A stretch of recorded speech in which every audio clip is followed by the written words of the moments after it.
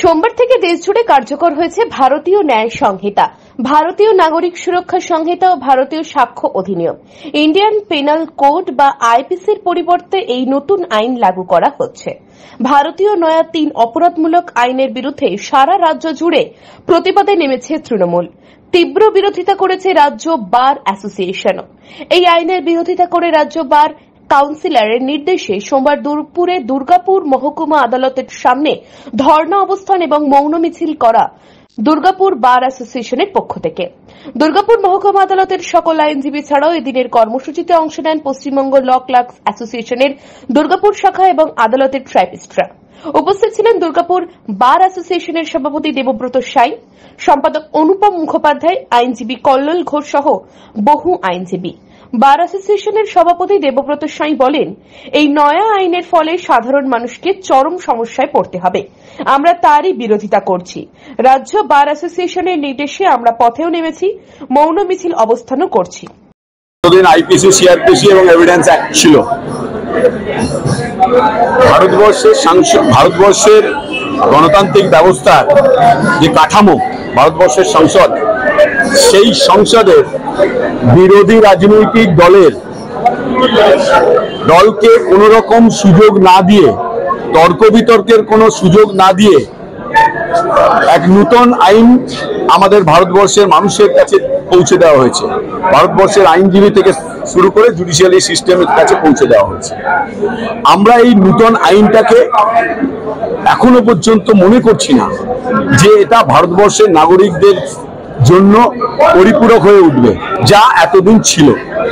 কারণ এই আইন প্রণয়ন করতে গিয়ে ভারতবর্ষের সংবিধানের যে নিয়ম আছে, যে আইন অবশ্যই লেজিসলেচাররা বানায়, কিন্তু লেজিসলেচারদের মধ্যে সরকারি এবং বিরোধী দলের আলোচনা হয়। সেই আলোচনার পরিপ্রেক্ষিতে নতুন নতুন ভালো ভালো আইন বিগত দিনে তৈরি হয়েছে, কিন্তু এই আইন তৈরি করার ক্ষেত্রে বিরোধী রাজনৈতিক দলকে বা বিরোধী রাজনৈতিক দলের যারা সাংসদ ছিলেন, সাধারণ মানুষের যারা প্রতিনিধি ছিলেন, একটা বিরাট অংশ ভারতবর্ষের, তাদেরকে কোন রকম সুযোগ দেওয়া হলো না।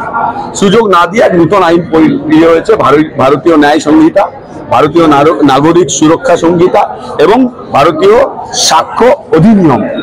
এই তিনটি, তাতে অনেক পরিবর্তন হয়েছে। যে পরিবর্তনগুলো আমাদের আইনজীবী হিসাবে মনে হয়েছে যে এই পরিবর্তনগুলো ভারতবর্ষের নাগরিকদের পরিপূরক নয়, ভারতবর্ষের নাগরিকদের ক্ষেত্রে এগুলো ভালো হবে না।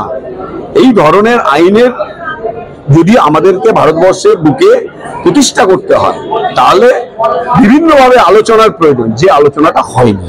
আমাদের নির্ণায়ক, আমাদের রাজ্য বার কাউন্সিল এই ব্যাপারে বিরোধিতা করেছে, লাগু হয়েছে, তার প্রতিবাদ করছে।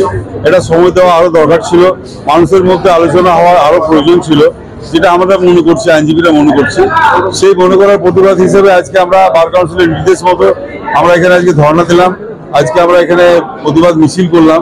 এবং আপনারা নিশ্চয়ই দেখলেন যে আমাদের সমস্ত স্তরের আইনজীবী, ল ক্লার্কস, টাইপিস্ট সবাই এর মধ্যে সামিল হয়েছে। কারণ এটা আপনারা দেখতে পাচ্ছেন যে এই যে নতুন আইন যেটা আজ থেকে চালু হয়ে যাচ্ছে, সেটার সম্পর্কে আমাদের মধ্যে এখনো সম্যক ধারণা কারোরই গড়ে ওঠেনি। আমার মনে হয় এটা সম্বন্ধে আরো প্রচার, বিশ্লেষণ এগুলো করার পর যদি এটা লাগু করা যেত, তাহলে আমার মনে হয় সমস্ত সাধারণ মানুষ, আইনজীবী এবং যারা জুডিশিয়াল আছেন, যারা পুলিশ, সবার পক্ষে এটা উপকৃত হতো। কারণ এটার সম্বন্ধে কোনো আলোচনা, প্রচার কিচ্ছু না করে এটা খুব তাড়াতাড়ি ওটা চালু করা হলো। যদিও সরকার যে আইনটা এনেছে, সেই আইনটা মানুষের বিরুদ্ধে, সংবিধানের বিরুদ্ধে, সংবিধানকে ধ্বংস করে দেবে। আমাদের বেসিক ফান্ডামেন্টাল যে ক্যারেক্টার অফ দ্য কনস্টিটিউশন, সেটা নষ্ট হয়ে যাচ্ছে, এটা আমরা মনে করি এবং তার জন্য এর প্রতিবাদ আমরা করেছি।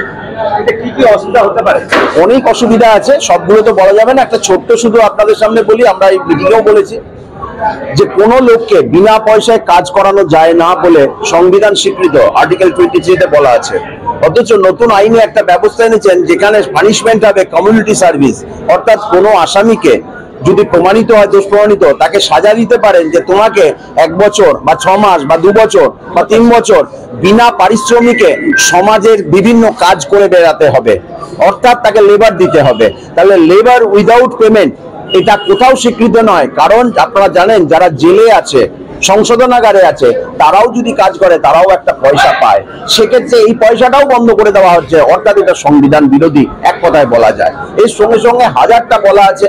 আমাদের এমএসসিসি কেস যেগুলো মোটর অ্যাক্সিডেন্ট ক্লেম কেস সেগুলো বন্ধ হয়ে যাবে। এরপর সাধারণ মানুষ যে বিমার পয়সা পেতেন সেটা পাবেন না।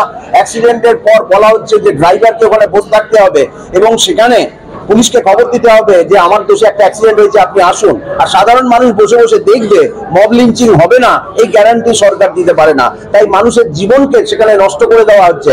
আর যদি সেটা না করে, সেখান থেকে সে যদি চলে যায়, তাহলে আর অ্যাক্সিডেন্টের কেস হবে না, তার বিরুদ্ধে কালপেবল হোমিসাইডের কেস হবে। অর্থাৎ সাধারণ মানুষ যে বিমার টাকাটা পেতেন সে বিমার টাকাও বন্ধ হয়ে যাবে। এইভাবে একের পর এক, এটা তো একটা বিরাট, আমি মনে করি বিরাট, ব্যক্তিগতভাবে মনে করি এটা বিরাট চক্রান্ত চলছে। দুর্গাপুর থেকে সনাতন গড়াইয়ের রিপোর্ট, টিভি নিউজ 10। সুলভে সঠিক চিকিৎসার একমাত্র প্রতিষ্ঠান বিবেকানন্দ হসপিটাল। 24 ঘন্টা emergency service, blood bank, trauma care. আপনাদের সেবায় আমরা তৎপর। গুণমান ও পরিষেবায় দুর্গাপুর বিধাননগরের ডক্টর জাকির হোসেন এভিনিউর বিবেকানন্দ হসপিটাল শিল্পাঞ্চলের মানুষের মন জয় করেছে। অত্যাধুনিক ডিজাইনের রুচিসম্মত গৃহসজ্জার উপকরণ মানে দুর্গাপুরের কল্পনা স্টিল এন্ড মার্বেলস ও কল্পনা ফার্নিচার। ঘর সাজানোর, চোখ ধাঁধানোর রকমারি আইটেমের মধ্যে আপনি বেছে নিন শুধু সেরার সেরাটি। এখানে আপনি পাবেন বিশ্বমানের সমস্ত ধরনের টাইলস ও furniture, RAK ceramics, Berger paints, Hindware, Nitco, Somany সহ বিভিন্ন বহুজাতিক সংস্থার তৈরি এক্সক্লুসিভ কালেকশন। পাশাপাশি আপনার জন্য কল্পনা ফার্নিচার নিয়ে এসেছে পুচিনা, কার্লন, ইউরেকা ফোকস সহ বিভিন্ন বহুজাতিক সংস্থার আধুনিক মানের আসবাব সামগ্রী। কল্পনা স্টিল এন্ড মার্বেলস ও কল্পনা ফার্নিচারের এক্সক্লুসিভ শোরুম। আমাদের ঠিকানা মুচিপাড়া মার্কেট, দুর্গাপুর 12। আমাদের শাখা রয়েছে বাঁকুড়া, ফিরিঙ্গি, বরজোড়া, চণ্ডীদাস বাজার, শ্যামপুর মোড়, বিটু বাজার, কাঁচাবেড়িয়া ও দুর্লাভপুরে।